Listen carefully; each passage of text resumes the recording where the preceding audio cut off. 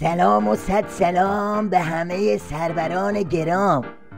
این شبا بنده موشکاف براتون از شاخ به شاخ شدن باندای نظام زیاد گفتم، اما خبر جدید این که شاخ رقبا بدجوری به هم گیر کرده. چرا؟ واسه خاطر مذاکرات دیگه. از یه طرف حسن کلیدساز به هر قفلی که میرسه کلید مذاکراتو میچرخونه توش. نکته دیگری که میخواهم بر او تأکید کنم مسئله سیاست خارجی است. این دولت در مسیر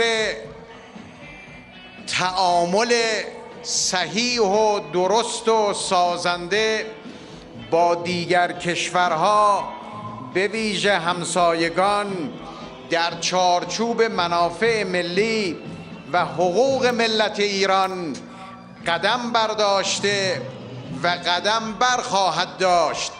به ملت ایران من قول میدهم همونطور که تا امروز برای رفع تحریم ها و احقاق حقوق مردم در زمینه هسته‌ای قدم های اولیه رو برداشته ایم، قدم های بعدی را هم برخواهیم داشت. بله، این شما و این گزارش کامل تیویریش از قدم‌های برداشته شیخ فری و قدم‌هایی که میخواد برداره چه شود. گفته میشه دو طرف در بحث کلیات متن نهایی و حتی نگارش مقدمات آن توافق کامل در آن، اما جزئیاتی مانند تعداد سانتریفیوژها، میزان غنیسازی، تحقیقات هسته‌ای و رفع تحریم‌ها در کوتاه مدت راه توافق رو کمی پرپیچ و خم کرده. به جز همه چیز بر سر همه چیز توافق کامل دارن. اگه تعداد سانتریفیوژ و میزان غنیسازی و تحقیقات هسته‌ای و رفع تحریما جزئیاته، پس کلیات چیه؟ فهمیدم. کلیات همون مذاکراته که همه سرش توافق دارن، حتی بسیجیای دلواپس. شکست بنبست مذاکرات به رغم باقی ماندن اختلافات اساسی. از این دلپیچه ولایت مدارانه زیاد تعجب نکنید.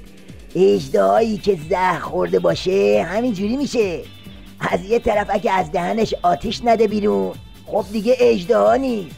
از طرف دیگه زهر زده شعله دونشو کور کرده.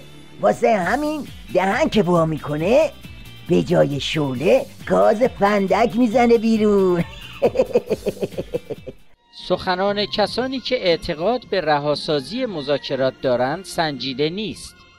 در مسئله هسته‌ای گاهی می‌بینیم که برخی افراد دلسوزانه نظر می‌دهند، اما چون این موضوعات و اظهارات خوب پخته نشده به صورت صادقانه حرف غلط می‌زنند. حفظ دستاوردها با مذاکرات امکان پذیر است. بفرما. میگه بابا جمع کنید کاس کمچتونو، دوره دادار و دودور اتمی گذشت.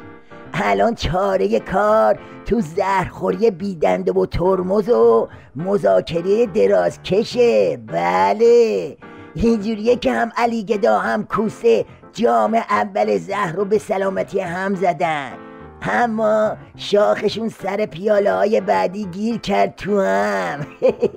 رفع گیرشم به این سادگی ها نیست. اونقدر میپیچه تا تومار ولایت رو به هم بپیچه، درست حسابی فیتیل پیچش کنه. فعلا با اجازتون.